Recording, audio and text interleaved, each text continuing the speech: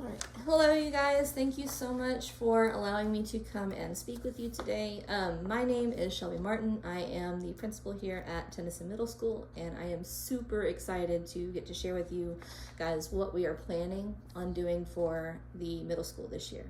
We've got a lot of great things in the works. I know we do have a lot of room for growth, and we are excited to make that growth this year. After speaking with my teachers and speaking with my team, I feel like we are already set up for success with the amount of dedication and the amount of highly skilled teachers that we have on our campus this year. Again, I'm very excited to get started. If you did not pick up a packet at the front of the room when you came in, or if you did not get one, please feel free to go ahead and grab a packet. This is what we're going to be focusing on. We're mainly going to be focusing on pages 4 and 5 today, but you are free to flip through and peruse while I'm talking to see if you have any questions about anything else on this. To respect everybody's time, I do, excuse me, I do want to make sure that we are able to ask questions, but I do ask that you please hold those questions till the end of the presentation so that we can get through everything that we need to do.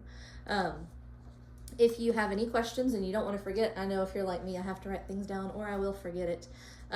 You can write all over this paper. It is yours to keep. You can take it home, peruse it, read it over a cup of coffee if you want, but this is yours to keep. So, all right, so let's go ahead. Again, this is for our middle school campus. Our vision is to provide a safe and effective learning environment, regardless of student or family background, where students are encouraged to be their true, authentic selves.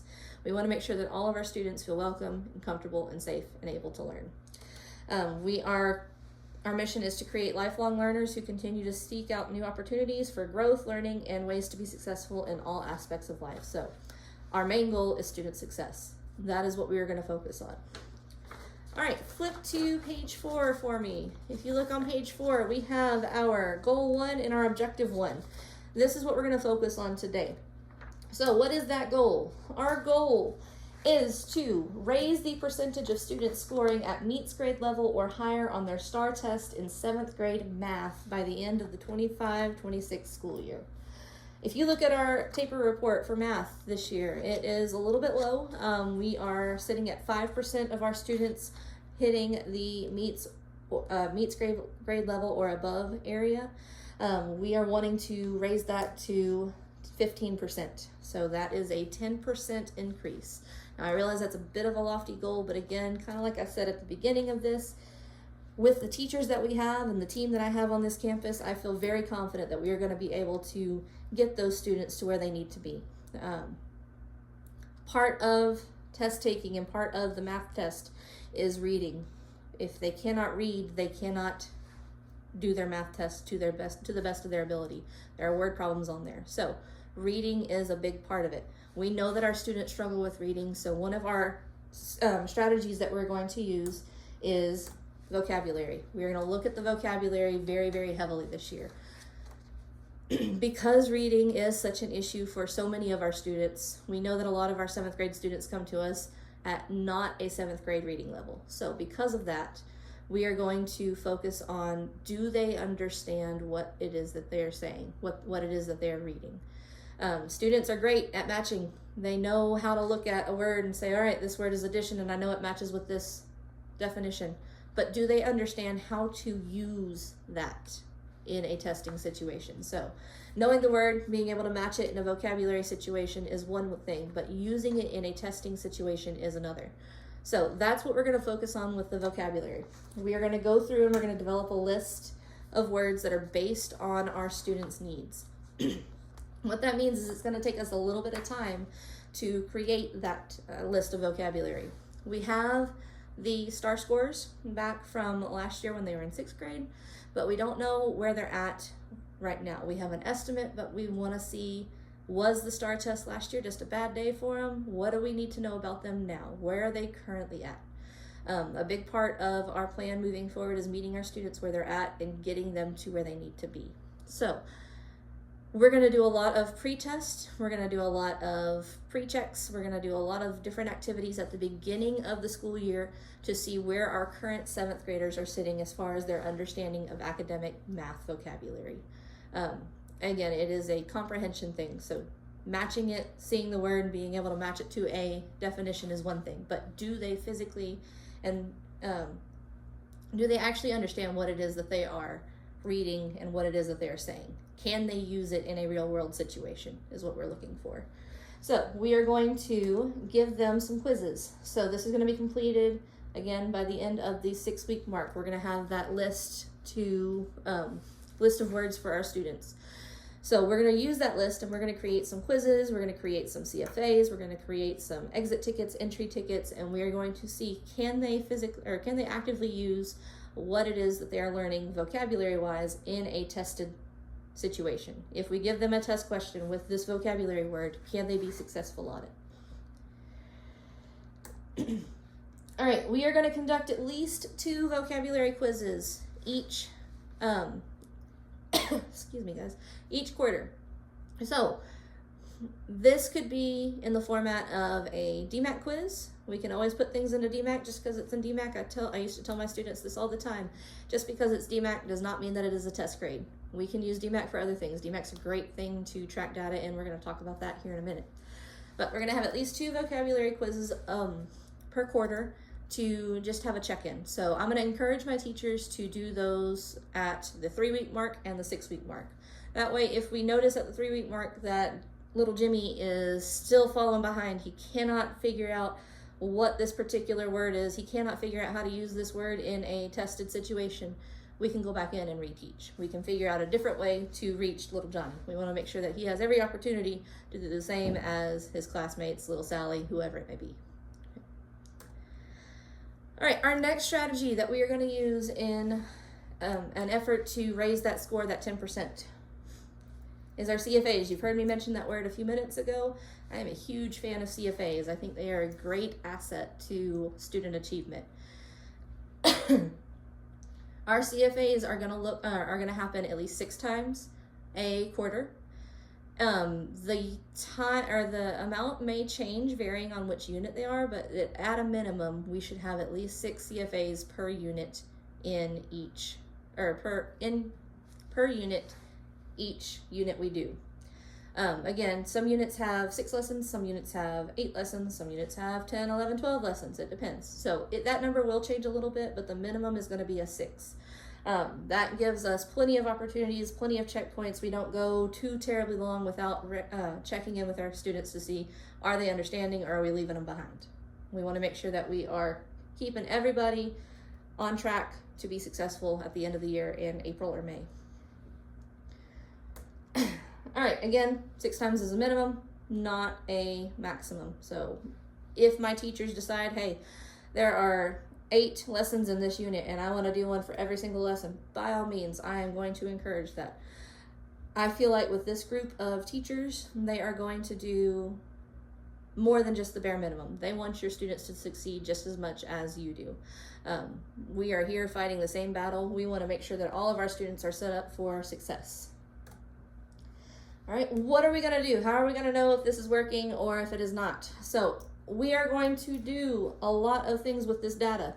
This is not going to be one of those situations where we give our students all these quizzes and all these entry tickets and all these exit tickets and say, all right, cool, good job, and move on. We are going to look at this data. If we notice that student A is falling behind and they got 33% on this CFA, and the next CFA they got another 33, and then the next CFA they got a 0, okay? We're going to look at that and say, hang on, wait a minute, something's not right. What are we missing? How can we go back in and help that student better understand? So that'll give us a chance to identify students who need MTSS. That'll give us a chance to identify students who may just need a little bit of after-school tutorials or before-school tutorials. That'll also give us a chance to identify students who are already proficient at this task or at this TEK or whatever it is that we are working with at that point in time, and let them move on to something else. Let them start moving into an extension activity. Let them continue their learning without being drilled or being bored to death about this topic that they're already good on. We can help them move forward and start tackling some of their other TEKs that they may not be as strong in. All right, our next strategy number 3, DMAC. Okay, I already mentioned DMAC a little bit.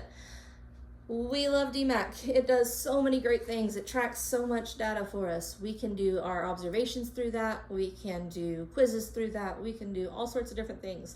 My favorite thing with DMAC is when it comes to analyzing student data. You can drill down into the TEKS and see which TEK specifically this student is struggling with and what type of question style. So maybe we have a test that has 9D on there 15 times, and out of those 15 times, little Jimmy missed it 14 times. Okay, we can see which 14 questions, if it was a specific type of question that he missed, if it was the way the question was worded, if it was the way the question was written, any of those things, we can dive into it and see, why did little Jimmy miss this particular question? Is there something different that we can do? What is it that we can do to help little Jimmy close that gap? Again, DMAC is useful for a lot of things, and this data is useless if we don't use it. So this is not going to be a situation where we plug this data into a fancy spreadsheet and it lives there for a little bit and then we forget about it a couple weeks later and move on to something new. We are going to use this data. So me as the principal, I'm going to go in during PLC time for the first couple times that we do this, and I'm going to walk through with my teachers and model. Okay, we noticed that Sally Sue did really bad on questions 5, 6, 7, and 8. What is it about questions 5, 6, 7, and 8 that was throwing her off? Where do you think we went wrong? What do we know about Sally Sue and her background knowledge? What do we know about Sally Sue and her home life? What are all the factors that could go into Sally Sue missing those questions? So we're going to look at each individual student and their score and where they struggled, and we are going to be reflective on it. How can we help that student be successful in their testing? Some of it may just be a testing anxiety. A lot of our students suffer with getting in that testing room and they are so anxious because they don't want to fail, they don't want to do bad, that they psych themselves out. So if we know that this student can perform, if they're doing great on their CFAs, if they're doing great on their quizzes, they're doing great on their classwork, but they get to testing time and they just bomb, okay, we notice that is maybe a testing anxiety issue. Or maybe they were tired that day, or maybe they didn't eat breakfast that day and they were hungry. So there's a lot of different factors that can go into that. That's why the data that it saves in DMAC is useful, because we can look at it at a date or at a specific date. We can look at that student in a specific question. We can look at that student in a specific light under DMAC. This allows our teachers to personalize the education. So again, if it is an MTSS situation where the student needs some extra help, they have some serious, true learning gaps, and they do not understand what it is that they are meant to do on this question, they are completely lost. That gives us a way to help them. We have a route to go back in and help them and prevent them from failing on the STAR test a little bit later down the road. Okay. I expect my teachers to do this at least 3 times a quarter.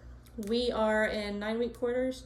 It is a standard at our campus that we have 3 test grades in our grade book. That can be done through DMAC tests, that can be done through paper tests, projects, any number of things that are test grade warranted.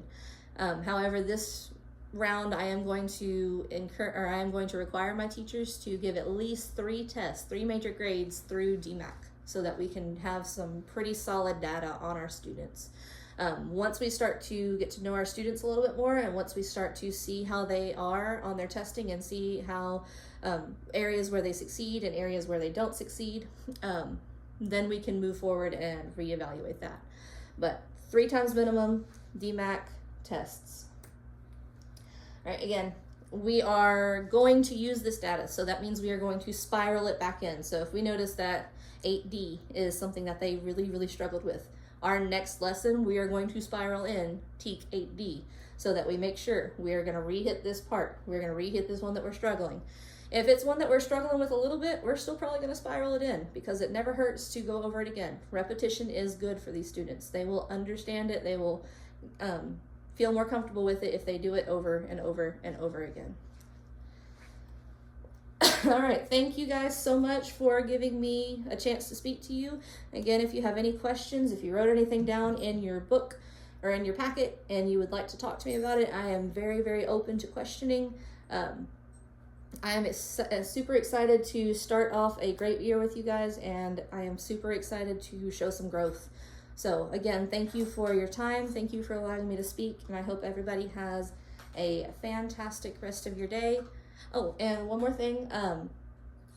If you are uncertain of how to contact me, my email is on our district website. You can also contact the school and just ask to speak with me. I'd be happy to give you guys get together with you guys and have a sit-down meeting. So again, thank you very much. I do appreciate your time.